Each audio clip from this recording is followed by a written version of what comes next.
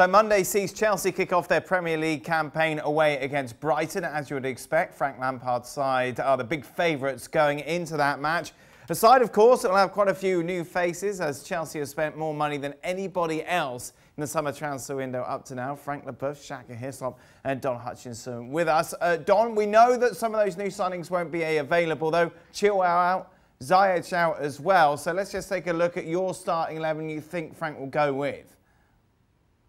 Yeah, I think so, Dan, and it's tricky, as you said, because no Hakim Ziyech, and I'm wondering where Timo Werner is going to play. He could either play as a 9, and Hudson-Odoi off the left-hand side, Kai Havertz off the right side. But if he goes with a Giroud, then he might play Timo Werner off that left-hand side. I think in midfield, I think Kante, if he's fit, he starts at the sort of base of that midfield.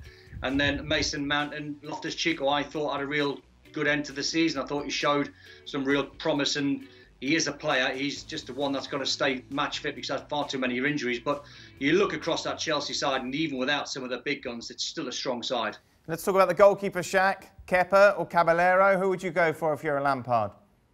If I'm Frank Lampard, and keeping in mind that I'm still trying to sign another goalkeeper, Chelsea continue to be linked with Mendy coming in. If that's the case, and you're confident that Mendy's going to arrive and he's going to be your preferred number 1, then you go with Caballero. You let Kepa know exactly where he stands, and as of right now, everything points to on the bench. Frank, we know, unlike other Chelsea players ex-players, you still have very much a big part of Chelsea in your heart. Excitement. How excited are you going ahead to this new season, considering the signings that you've made? I am excited, but I will have to wait to be completely excited to see the new players and the players fully fit to respond to the expectation that I have and all the Chelsea fans have.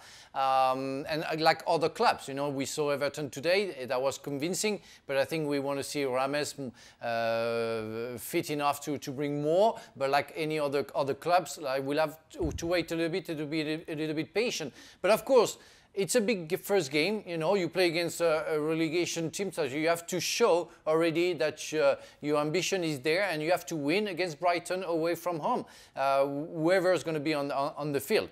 So we're going to see the premises of Lampard thoughts about the team, but we'll have to wait to see the whole full team and the whole thought of Frank Lampard for Chelsea. Yeah, different type of pressure for Frank Lampard going into his second season, of course, Don.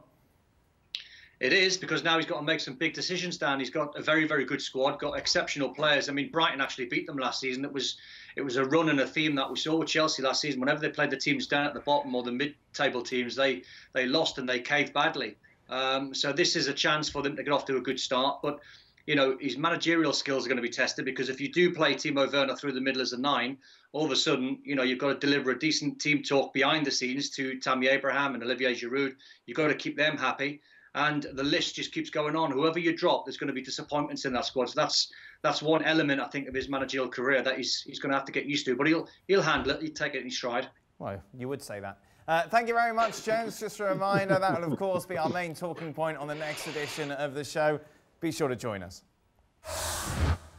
Thanks so much for watching ESPN on YouTube. And for more sports highlights and analysis, be sure to download the ESPN app. And for premium content and live streaming, subscribe to ESPN+.